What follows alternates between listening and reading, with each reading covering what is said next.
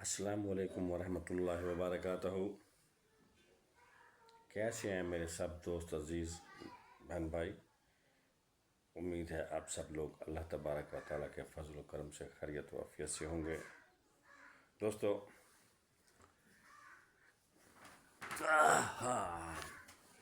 پہلے ہم لوگ سنتے تھے کہ جب انسان اپنی عمر ڈھلتا ہے،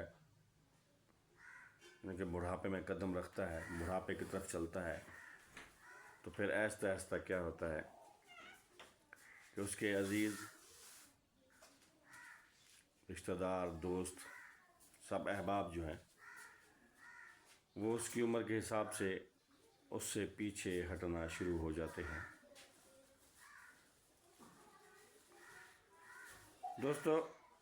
وقت ایک ایسی چیز ہے جو انسان کو سبق سکھا دیتا ہے،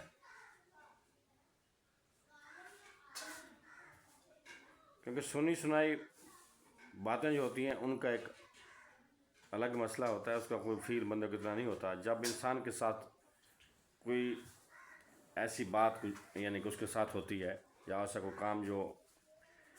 اس کو کرنا پڑتا ہے، یعنی کہ وہ کام اس کے ساتھ ہوتا ہے اور جو وقت اس کے ساتھ بیت رہا ہوتا ہے، اس سے جو تجربہ اس کو حاصل ہوتا ہے نا، اس کا ایک اپنا علیحدہ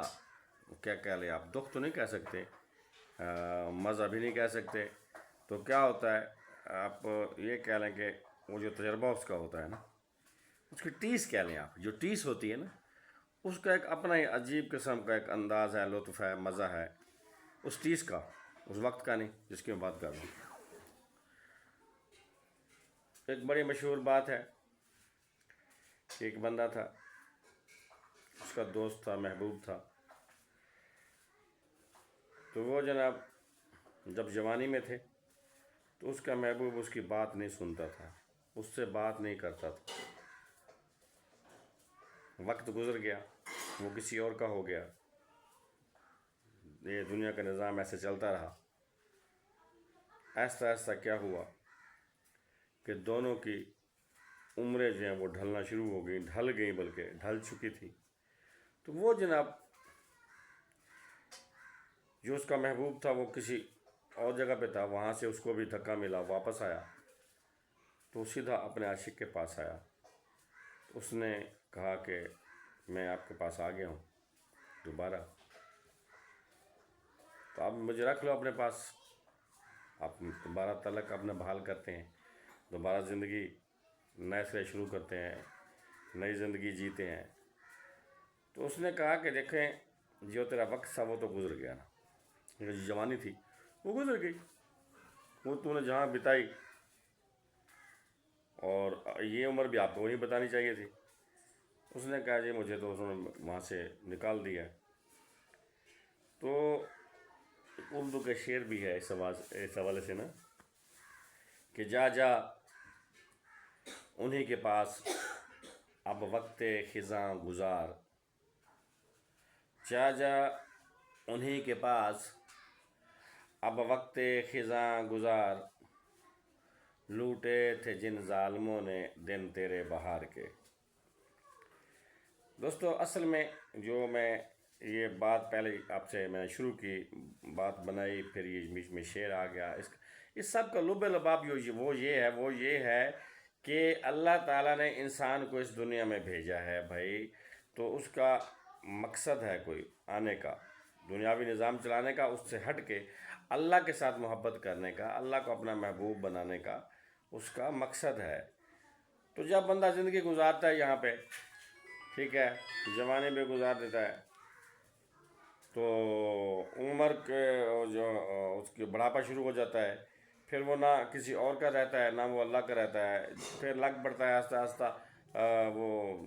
یعنی کہ اللہ کے ہاں سجدہ ریز ہونے اور اللہ کی عبادت کرنی چاہیے، کیونکہ توبہ کا کوئی وقت نہیں ہے، وہ ایسے ہے کہ آخری سانس تک، سکرات جب لگتی ہے نا، اس تک جو ہے نا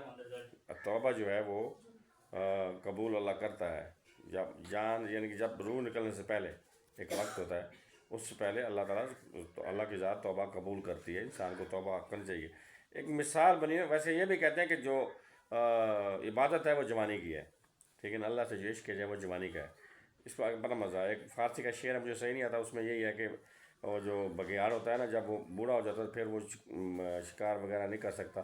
تو پھر وہ اللہ کی طرف توبہ طیب کرنا شروع کر دیتا ہے۔ ایسی مثال بنی ہے، در جوانی توبہ کردم شیوہ پیغمبری۔ اس قسم مجھے پورا شعر نہیں آ رہا، وہ اس قسم کا شعر ہے وہ۔ خیر بہرحال مقصد میرا یہ ہے دوستو، آج کل کے نوجوان بچوں، میں آپ لوگوں سے مخاطب ہوں، آپ عمر کے اس حصے میں کہ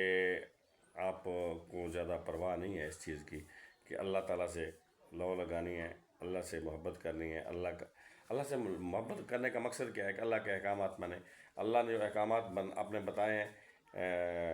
حقوق اللہ کے حوالے سے اور حقوق العباد کے حوالے سے، ان پہ عمل کرنا آپ نے سیدھا سیدھا کام ہے، اتنا لمبا چوڑا کام ہے نہیں ہے، تھوڑا سا آپ نے آپ کو محتاط رکھتے ہوئے کریں۔ جب وقت گزر جائے، آپ لوگ کی جوانی ڈھل جائے گی، اس کے بعد پھر ہمارے والا صاحب ہے جیسے ہم کر رہے ہیں آپ لوگ بھی ایسے کریں گے یار،